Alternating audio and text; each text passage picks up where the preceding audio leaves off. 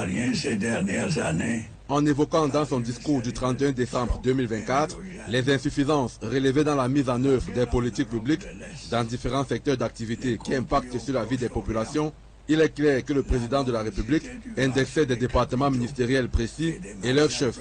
On peut retenir notamment sa mise en garde vis-à-vis des acteurs concernés par les projets routiers au ministère des Travaux publics ou encore au ministère de l'Habitat et du Développement urbain, car pour Paul Biya, l'état du réseau routier actuel laisse à désirer. Je puis vous assurer que l'état de notre réseau routier ne reflète pas les efforts et les sacrifices qui sont consentis pour sa réhabilitation et son extension.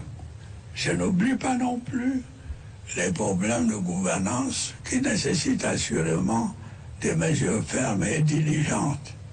Et j'y veillerai. S'agissant de la gouvernance foncière, le chef de l'État est déçu de la manière dont sont gérés les dossiers au ministère des Domaines, du Cadastre et des Affaires foncières. Idem pour ce qui est de la gestion des deniers publics, Paul Biya promet de frapper. Améliorer la gouvernance, c'est aussi amplifier la lutte contre la corruption et les détournements des deniers publics.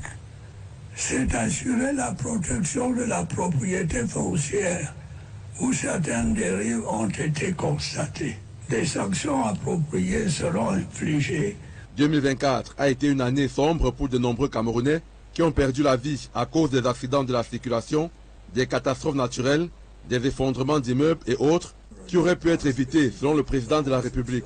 Ici, le ministère de l'administration territoriale et sa fameuse direction de la protection civile sont pointés du doigt. Pour la mise en œuvre d'un plan spécifique de construction et de rénovation des différentes infrastructures de protection. Même si des noms n'ont pas été expressément cités, il ressort entre les lignes que des ministres sont dans le collimateur du boss.